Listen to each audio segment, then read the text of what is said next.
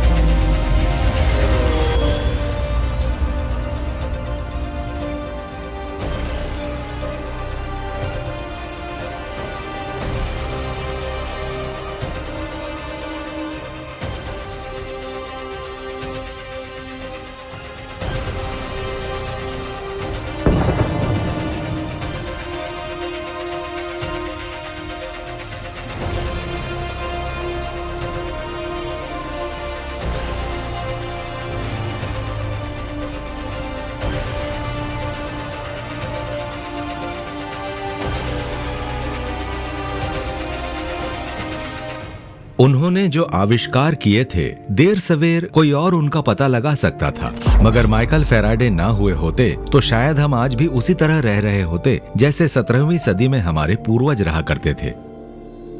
नजर न आने वाले उन गुलामों की फौज से अनजान जो हमारे इशारे का इंतजार करते हैं। ये कहानी बताती है किस तरह हम इलेक्ट्रॉन से काम लेते हैं। वैसे ये कहानी अब तक के सबसे बड़े जीनियस के साथ शुरू हुई थी, आइजक न्यूटन।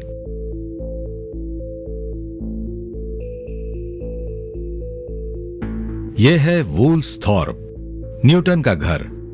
इसी जगह उनके दिमाग में तमाम सवाल कुलबुलाते थे। न्यूटन ने ही सूर्य के चारों ओर घूमने वाले ग्रहों की गति का फॉर्मूला निकाला था और वो जानना चाहते थे कि ग्रहों को छुए बिना सूर्य किस तरह उन्हें ऐसे चलाता है। हाँ, बिना छुए।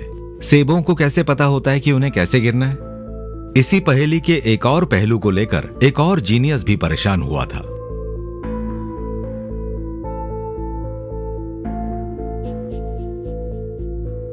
आओ मैं तुम्हें कुछ बताता हूँ। ये देखो बेटा, मैं कंपास को चाहे जितना भी घुमाऊं, इसकी सुई हमेशा एक ही दिशा में रहती है, सिवाय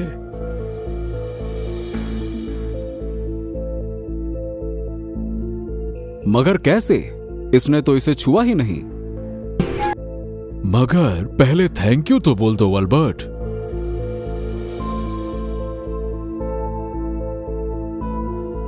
वो चीज अब भी मुझे याद है। उस वॉक का मुझ पर बहुत गहरा असर हुआ था। इन सब के पीछे कोई छिपी हुई वजह होनी चाहिए। दोनों महान वैज्ञानिकों यानी आइंस्टाइन और न्यूटन के बीच के दौर में एक और जीनियस पैदा हुआ, बिल्कुल इन्हीं के जैसा। वो इंसान जिसने उस राज को सुलझा दिया जिसमें न्यूटन उलझ गए थे, और उसी के काम की बदौलत आइंस्टाइन इतना आगे जा पाए और इंसान ने इतनी तरक्की कर ली।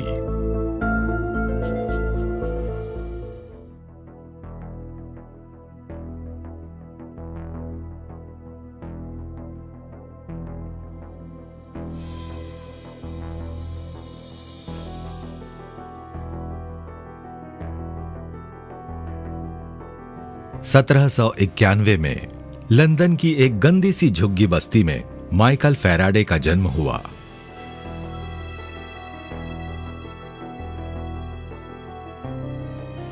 वो पढ़ाई में बिल्कुल अच्छे नहीं थे। कोई एक शब्द बताओ जो आर अक्षर से शुरू होता हो। बोलो। रैबिट। सही शब्द है रैबिट। एक बार फिर बोलो सही तरीके से। रैबिट। मेरा मजाक बना रहे हो क्या? मैंने तुम्हें आर अक्षर बोलना नहीं सिखाया है? कम से कम अपना नाम तो बोल सकते हो ना। Michael Faraday ma'am. लो ये पैसे और एक छड़ी खरीद कर लाओ। मैं तुम्हारे गुस्ताख भाई की ढंग से धुनाई करना चाहती हूँ।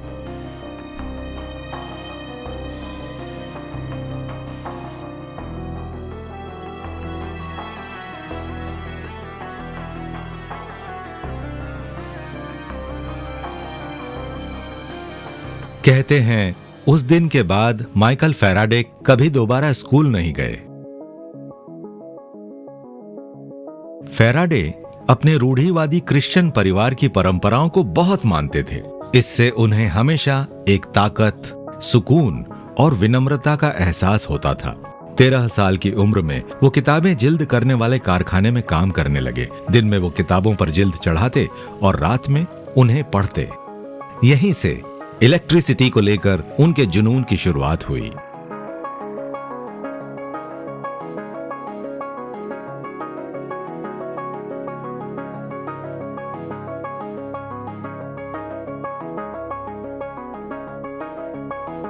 कई सालों तक बुक बाइंडिंग का काम करने के बाद 21 साल के हो चुके फैराडे एक बड़ी दुनिया में पहुंचने का ख्वाब देखने लगे।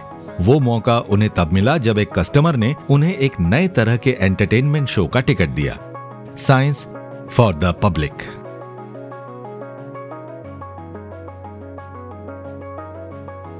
उस शो की शुरुआत यहां लंदन के रॉयल इंस्टीट्यूशन में हुई थी। हम्फ्री डेवी न सिर्फ उस दौर के माने हुए वैज्ञानिक थे, बल्कि उन्होंने कई केमिकल एलिमेंट्स भी खोजे थे, जैसे कि कैल्शियम और सोडियम। वो एक मजे हुए शोमैन भी थे। इलेक्ट्रिसिटी का उनका शो लोगों को बेहद पसंद आता था। रोशनी थोड़ी कम कर दीजिए। अब मैं आपको उन 2000 ताकतवर केमिकल बैटरीज की ताकत दिखाऊंगा जो हमारे पैरों के नीचे है, बेसमेंट में मौजूद है।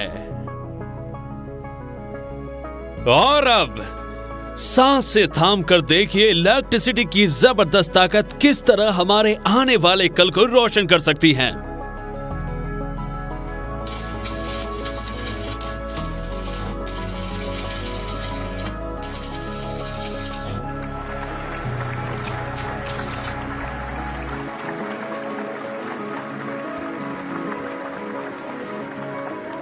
मगर फैराडे तालियां नहीं बजा रहे थे।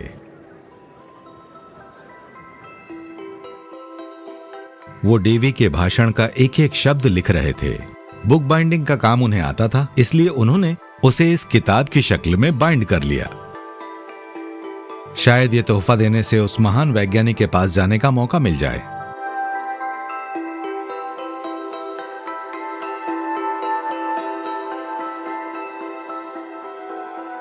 और शायद यही तोहफा एक नई दुनिया में उन्हें पहुंचाने की वजह भी बना।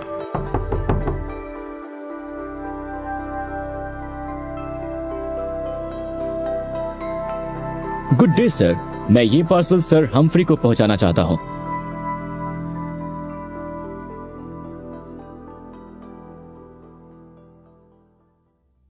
फैराडे ने बस यूं ही तुक्का मारा था और उन्हें उम्मीद थी इसका कोई नतीजा जरूर निकलेगा, और ऐसा ही हुआ। सर, आपका एक्सपेरिमेंट तैयार है।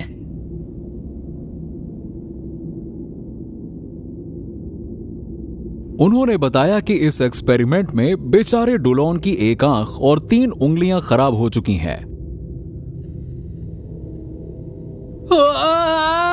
मेरी आंख, मेरी आंख!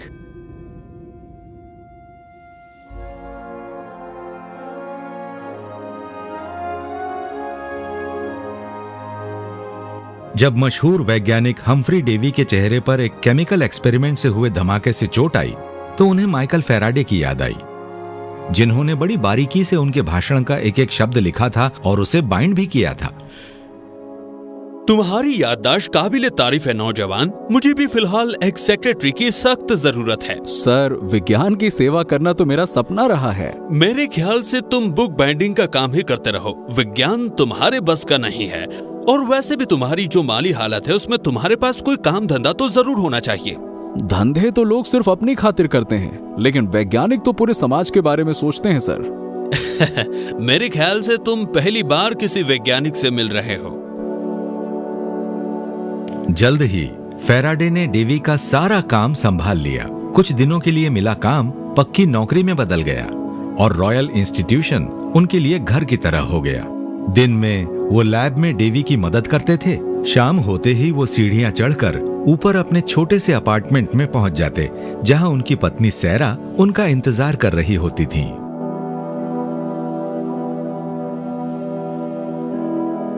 हम्फ्री डेवी और केमिस्ट विलियम वॉलिस्टन एक ऐसी अजीब सी चीज को लेकर एक्सपेरिमेंट कर रहे थे जो आगे चलकर बहुत काम की बन गई।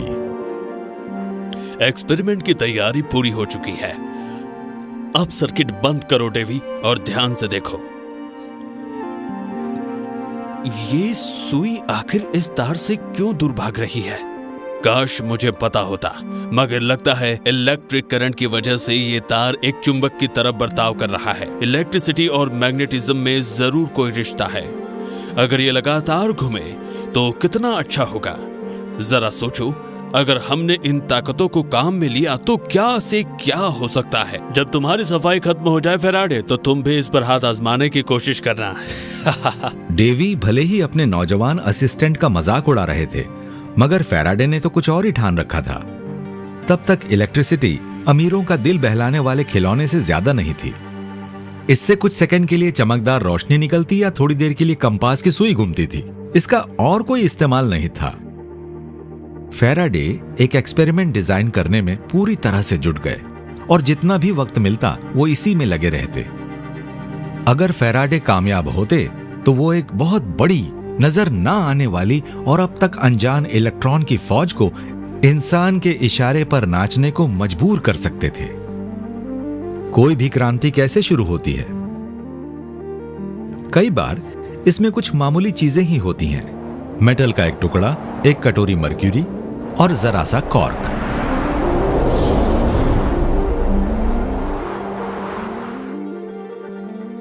फैराडे, अपने छोटे भाई को नीचे भेजो। मैंने कुछ बनाया है और मैं उसे दिखाना चाहता हूं।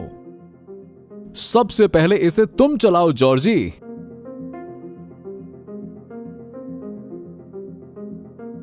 ये लो, ये तो चल पड़ी, ये चल पड़ी, ये चल पड़ी।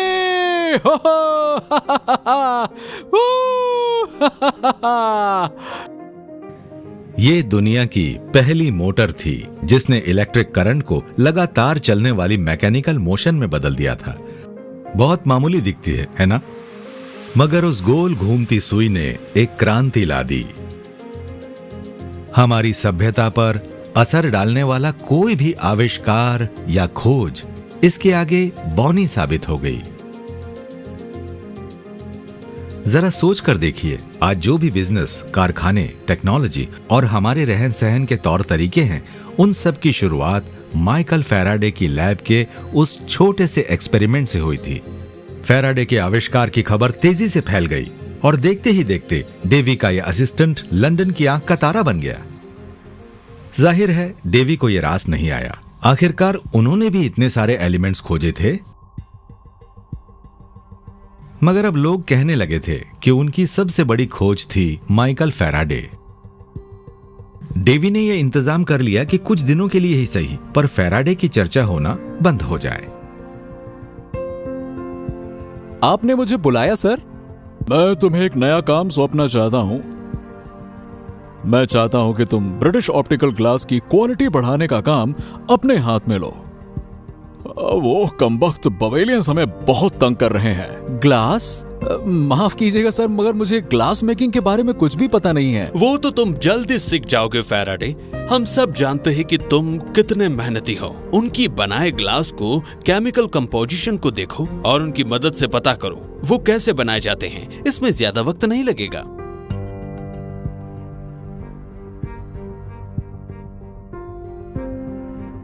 लेकिन फैराडे 4 सालों तक बिना किसी कामयाबी के इसमें जूझते रहे।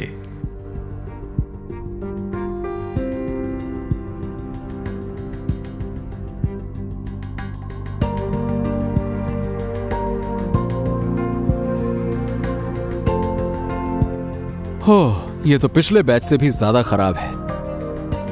एड़ी चोटी का जोर लगाने के बाद भी फैराडे ये पता नहीं कर पाए कि सालों पहले जोसेफ फ्रॉनहोफर का खोजा तरीका क्या था।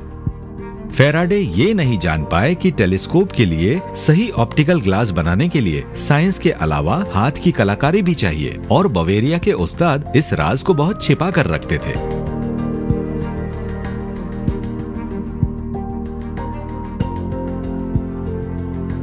फैराडे कभी उनका ये राज नहीं जान पाए। अपनी नाकामी की याद में वो ग्लास की एक ईंट साथ ले आए। सालों बाद इसी ने उनकी जिंदगी बदल कर रख दी, और हमारी भी।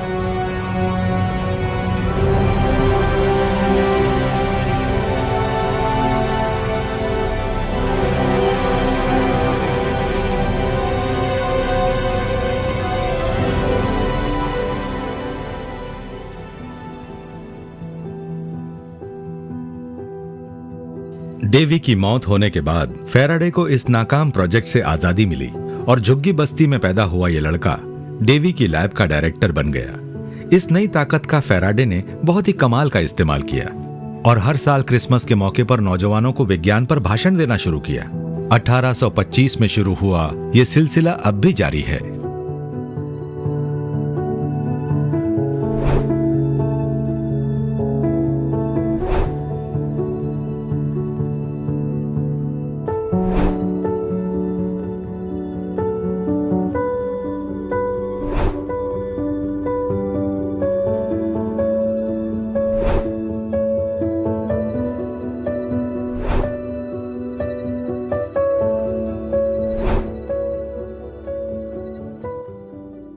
फैराडे को विज्ञान की जो नई ताकतें पता चली थीं, उनका प्रदर्शन अपनी शुरुआती क्रिसमस के भाषणों में करके उन्होंने लोगों को भौचक्का कर दिया। मान लीजिए मैं बारूद के इस ढेर में आग लगाना चाहता हूँ। इलेक्ट्रिसिटी की ताकत से यह काम बड़ी आसानी से हो सकता है। अगर इस कंडक्टिंग वायर से मैं अपने शरीर में इलेक्ट्रिसिटी पहुंचाऊं तो मैं जिस भी चीज को छूऊंगा उसमें इलेक्ट्रिसिटी पहुंचेगी, मगर मुझे इंसुलेटेड कांच के पैर वाले स्टूल पर खड़े होना पड़ेगा ताकि इलेक्ट्रिसिटी मेरे शरीर से जमीन तक ना पहुंचे। अब मेरे अंदर भी इलेक्ट्रिसिटी बह रही है।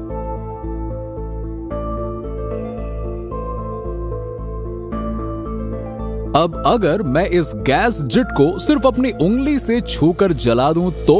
नहीं नहीं, ऐसा मत करना, ऐसा मत करना, नहीं। एक बात याद रखिएगा, इसे घर पर करके मत देखिएगा।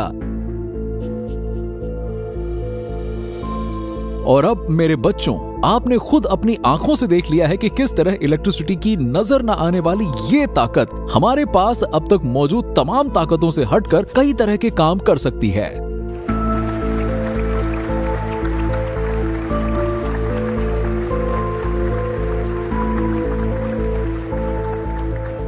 लगातार चलने वाली मोटर के आविष्कार ने इंसान को कोल्हू के बैल की तरह मेहनत करने से बचाया। सिर्फ यही आविष्कार दौलत के ढेर लगाकर उन्हें इतिहास में जगह दिला सकता था, मगर यह माइकल फैराडे का मकसद नहीं था। अपनी खोज का पेटेंट हासिल करने में उन्हें कतई दिलचस्पी नहीं थी, न उनसे मुनाफा कमाने में। और उन्होंने तो इतिहास की उस किताब का सिर्फ पहला वाक्य लिखा था, जिसमें बाद में अनगिनत पेज जुड़ते चले गए। मिस्टर एंडरसन, क्या आप इस रोशनी को धीमा करेंगे प्लीज? जेंटलमैन, अब मैं सिर्फ एक चुंबक को आगे बढ़ाकर इलेक्ट्रिक करंट पैदा करूंगा। जब मैं ऐसा करूं तो ध्यान से इन तारों के बीच की खाली जगह को देखें।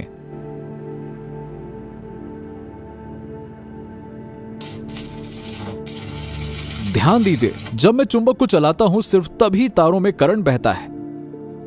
तो इस तरह से मोशन इलेक्ट्रिसिटी में बदल रहा है।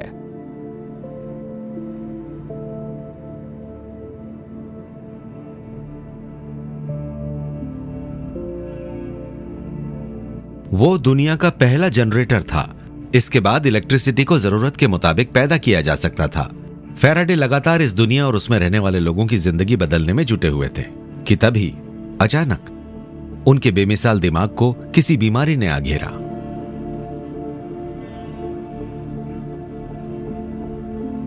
मेरे प्रिय शॉन बाय, मुझे बहुत खुशी होगी अगर आप इस बारे में अपने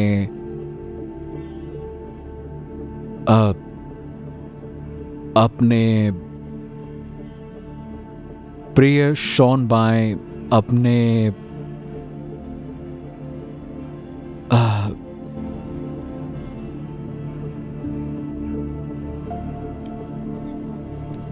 क्या बात है?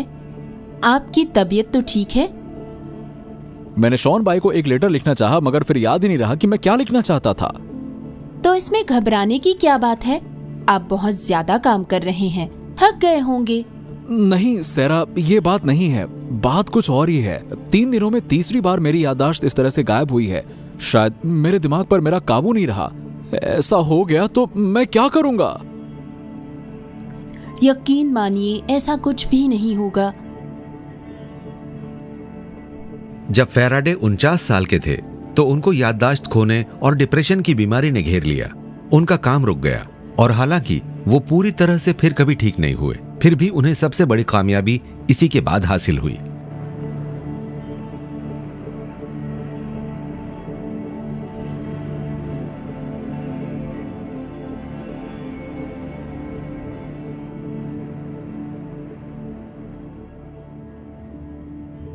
फैराडे इलेक्ट्रिकल और मैग्नेटिक एक्सपेरिमेंट्स में इतना डूब गए थे कि उन्हें लगा कि चुंबक के आसपास की जगह एक नजर ना आने वाली फोर्स की लाइनों से भरी पड़ी है। चुंबक सिर्फ मैग्नेटाइज किया हुआ लोहे का टुकड़ा नहीं जो आंखों को नजर आता है, बल्कि उस टुकड़े के चारों ओर भी कुछ है जो दिखता नहीं, और उसी को उन्होंने फील्ड का नाम दिया, एक मैग्नेटिक फील्ड। फैराडे मानते थे कि कुदरत की ताकतें एक हैं। उन्होंने इलेक्ट्रिसिटी और मैग्नेटिज्म के आपसी रिश्ते को तो सामने ला दिया था, मगर वो ये भी सोचते थे कि कहीं तीसरी ताकत यानी लाइट भी तो इससे जुड़ी हुई नहीं है। अगर वो नजर ना आने वाली इन तीनों ताकतों के आपसी रिश्ते को उजागर कर पाते तो कुदरत के सबसे बड़े राज से पर्दा उठ जाता। तो इसके लिए उन्होंने क्या किया? उन्होंने एक एक्सपेरिमेंट डिजाइन किया। फैराडे जानते थे कि रोशनी एक तरंग की तरह चलती है। रोशनी की तरंगें सभी दिशाओं में आगे बढ़ती हैं, मगर रोशनी की एक तरंग को अलग करने का भी एक तरीका है। इसे पोलराइजेशन कहा जाता है। जब रोशनी किसी रिफ्लेक्सिव सरफेस जैसे कि शीशे से टकराकर लौटती है तो वो पोलराइज्ड हो जाती है। फैराडे जानना चाहते थे कि रोशनी की उस तरंग पर नजर ना आने वाली मैग्नेटिक फील्ड का कोई असर होता है या नहीं। उनके आई पीस में एक क्रिस्टल था जो रोशनी को रोकने वाली जाली की तरह काम करता था। रोशनी इससे होकर तभी निकल सकती थी जब चुंबक की वजह से उसका रास्ता बदले।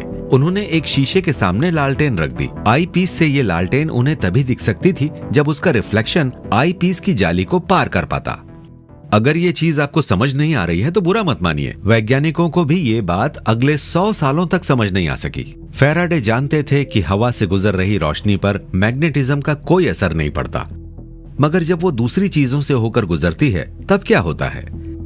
किन चीजों से रोशनी गुजारकर वो चुंबक की मदद से उसका रास्ता बदल सकते थे? उन्होंने सैकड़ों तरह के ट्रांसपेरेंट केमिकल्स और दूसरी चीजों को आजमाया, मगर उन्हें आईपीस में कुछ नजर नहीं आया। चुंबक से रोशनी की तरंग नहीं मुड़ रही थी। उन्होंने कैल्साइट के crystals, sodium carbonate, calcium sulphate सब कुछ आजमाया, मगर फिर भी कुछ नहीं दिखा। उन्होंने एसिड्स को भी आजमाया, sulphuric acid, muriatic acid, carbonic acid, सब। फिर गैसों की बारी आई, ऑक्सीजन, नाइट्रोजन, हाइड्रोजन, मगर कोई कामयाबी नहीं मिली। इन पदार्थों में पैदा की गई मैग्नेटिक फील्ड लालटेन से आ रही रोशनी की तरंग को मोड़ नहीं पाई।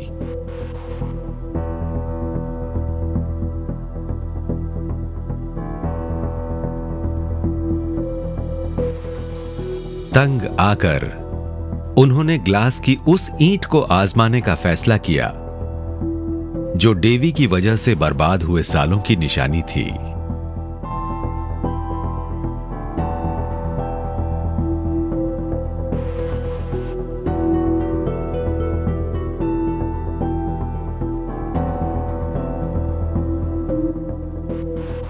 इससे काम बन गया।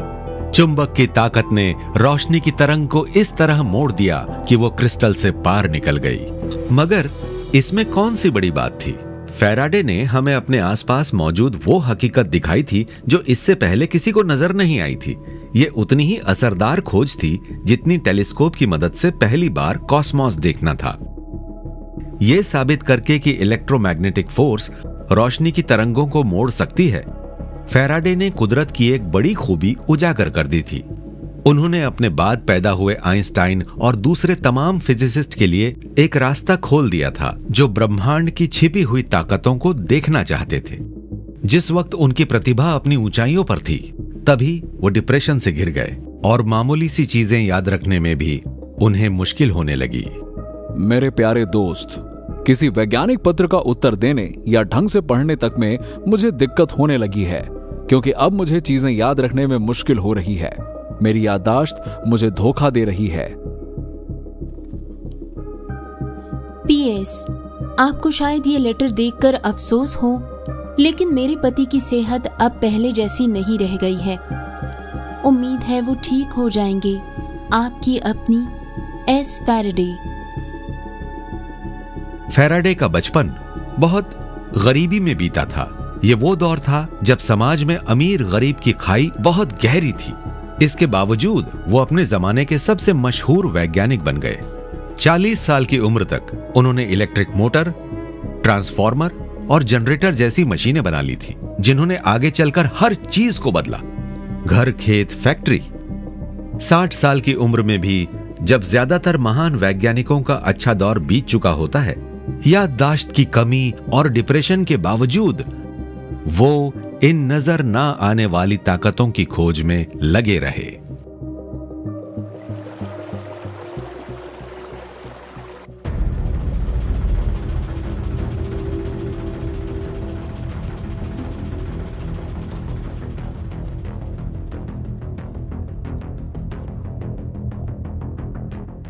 दुनिया को लगा माइकल फैराडे का दौर खत्म हो चुका है।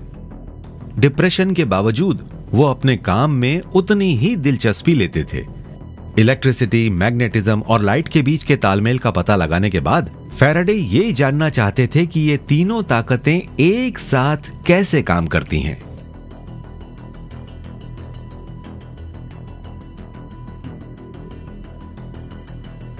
इसमें कुछ नया नहीं था।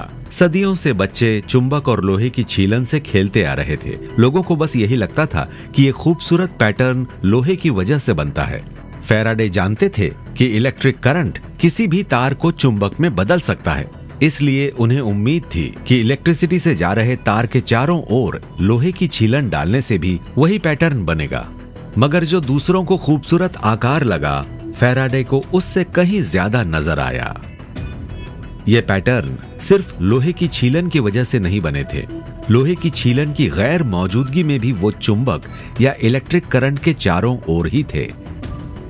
ये पैटर्न नजर ना आने वाली फोर्स फील्ड के निशान थे, जो किसी भी चुंबक के चारों ओर मौजूद होते हैं।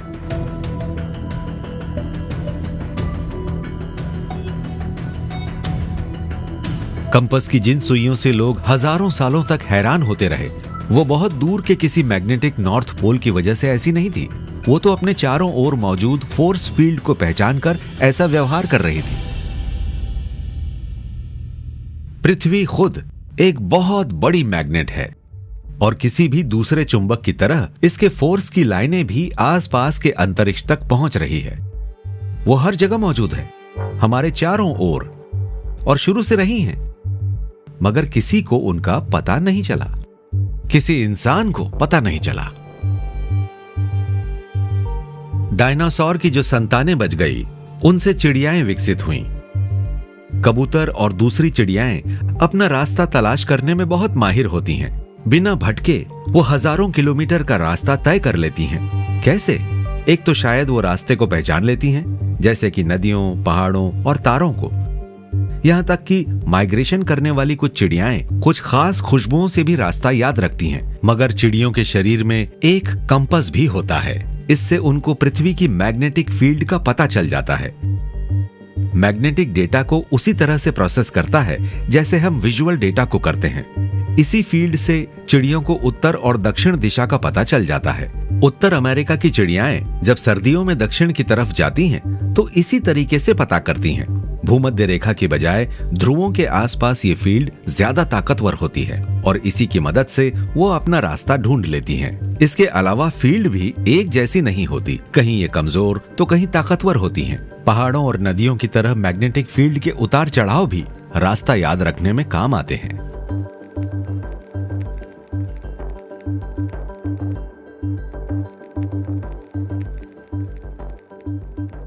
हजारों सालों से इंसान संदेश भेजने में कबूतरों का इस्तेमाल करता आया है। दूसरे विश्व युद्ध तक भी ये संदेश भेजने का एक अहम जरिया बना रहा है।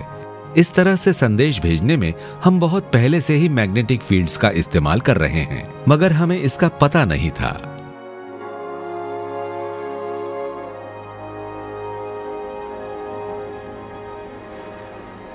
मगर हमारी पृथ्वी पर मैग्नेटिक फील्ड क्यों है? ये कैसे बनी है? इसका जवाब पृथ्वी की गहराइयों में छिपा हुआ है। जब पृथ्वी घूमती है तो उसके कोर के ठोस हिस्से के चारों ओर लिक्विड आयन भी घूमता है, जो इलेक्ट्रिक करंट ले जाने वाले वायर की तरह काम करता है। और जैसा कि फैराडे ने साबित किया था, इलेक्ट्रिक करंट से मैग्नेटिक फील्ड्स बनती और ये हमारे काम भी आती हैं। हमारी मैग्नेटिक फील्ड हमें कॉस्मिक किरणों के कहर से भी बचाती हैं, जो हमारे बायोस्फीयर को बहुत नुकसान पहुंचा सकती। कॉस्मिक रेज हमारे डीएनए तक को पार कर सकती है। अगर मैग्नेटिक फील्ड ना होती तो बहुत बड़ी तादाद में जीव जंतु मर गए होते। किस्मत से इनमें से ज्यादातर cosmic range Van Allen belts में उलझकर रुक जाती हैं। डोनर की आकार की ये जोन हमारी पृथ्वी की मैग्नेटिक फील्ड के चार्ज पार्टिकल से बनती है।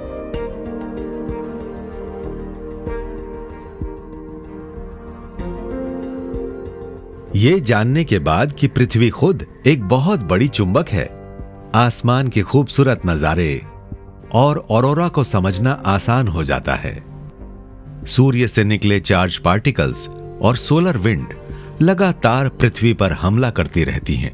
ये सोलर विंड एक तरह से इलेक्ट्रिक करंट के जैसे काम करती हैं। हमारी पृथ्वी की मैग्नेटिक फील्ड इस करंट को उत्तर और दक्षिणी ध्रुव की ओर पहुंचा देती है। जब ये हमारे वायुमंडल में पहुंचती हैं, तो हवा में मौजूद ऑक्सीजन और नाइट्रोजन के मॉलिक्यूल्स बहुत बड़ी फ्लोरोसेंट लाइट बल्ब की तरह चमकने लगते हैं।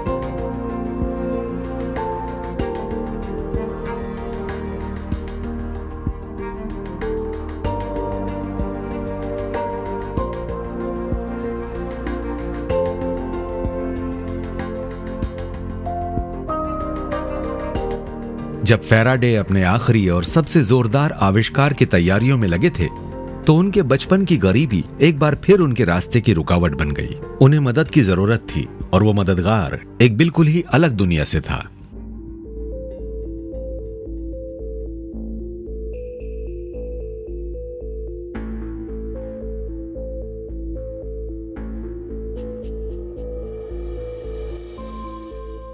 माइकल फैराडे ने वो राज हल कर दिया था जिसे आइजक न्यूटन तक नहीं सुलझा पाए थे।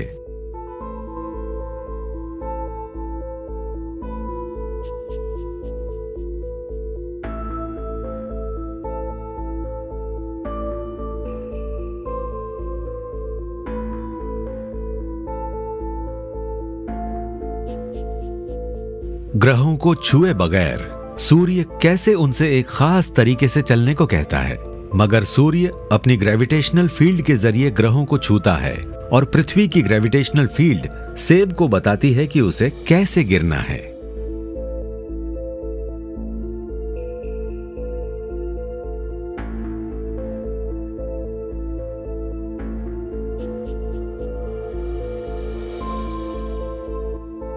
बदकिस्मती से उस दौर के वैज्ञानिक फैराडे के बारे में यही सोचते थे कि फैराडे सपना देख रहे हैं। वो उनके आविष्कार करने की क्षमता और उनके प्रयोगों की तो तारीफ करते थे, मगर उनकी नजर ना आने वाली लाइंस ऑफ फोर्स और लाइट की ग्रेविटी के बारे में उनके विचारों को मनगढ़ंत मानते थे। क्योंकि इन्हें सच साबित करने लायक सबूत उनके पास नहीं थे। कुछ तो खुलेआम उनकी थियरी का मजाक उड़ाते थे। वो उनके विचारों को मॉडर्न फिजिक्स की भाषा यानी इक्वेशंस की शक्ल में देखना चाहते थे। और यहीं पर फैराडे की बचपन की गरीबी और सिलसिलेवार पढ़ाई न कर पाने की कमी आड़े आ गई। वो ये कैलकुलेशन नहीं कर पाए। फैराडे के सामने ऐसी मुश्किल आई थी जिसे वो खुद पार नहीं कर सकते थे। और फिर 19वीं सदी का एक महान थियोरेटिकल फिजिसिस्ट उनकी मदद के लिए आगे आया। जेम्स क्लर्क मैक्सवेल एक बहुत ही रईस खानदान में पैदा हुए थे। अधेड़ उम्र के माँ बाप की वो इकलौती संतान थे।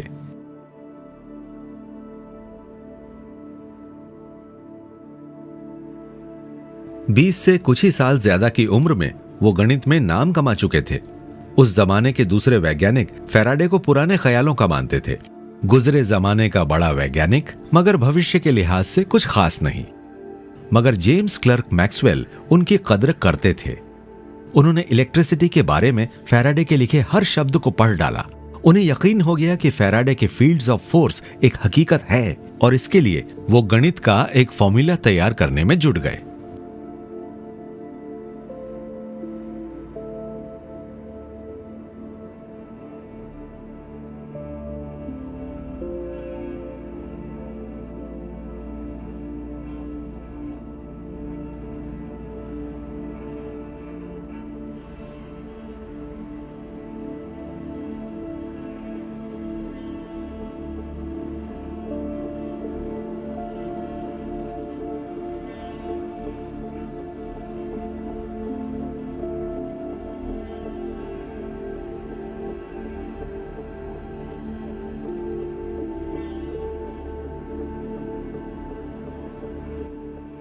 जो सिद्धांत असल दुनिया में स्पेस और टाइम के पैमाने पर दिखाए जा सकते हैं, उन्हें फिजिक्स की इक्वेशन के जरिए समझाया जाता है। मिसाल के तौर पर पेंडुलम के आर्क के बारे में बना इक्वेशन दिखाता है कि पेंडुलम कभी उस ऊंचाई को पार नहीं करता जिससे वो छोड़ा जाता है।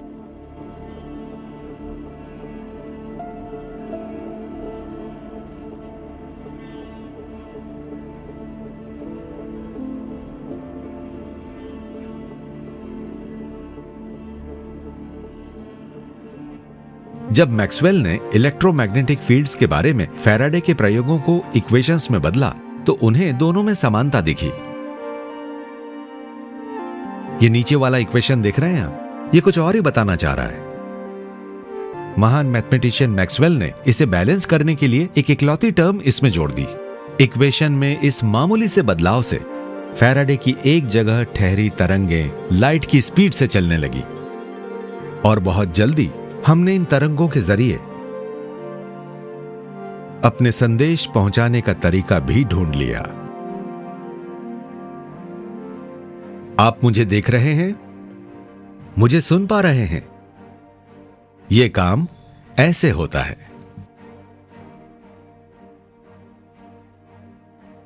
इस टेक्नोलॉजी ने इंसानी सभ्यता को बदल दिया, जो दूर दूर फैले शहरों, कस्बों और गांवों के बजाय एक दूसरे से जुड़े ग्लोबल विलेज में बदल गई।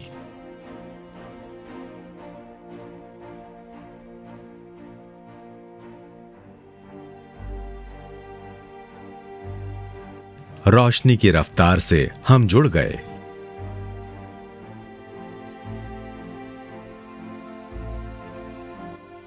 एक दूसरे से भी,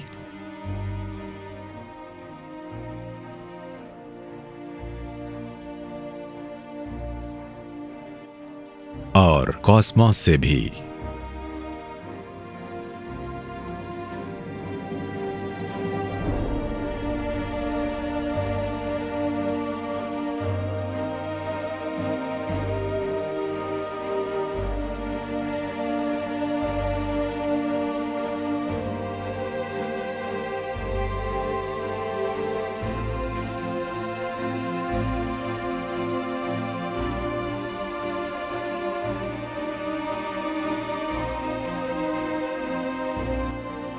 कोई भी चमत्कार ऐसा नहीं है जिसे समझा ना जा सके, बशर्ते वो कुदरत के नियमों से मेल खाता हो।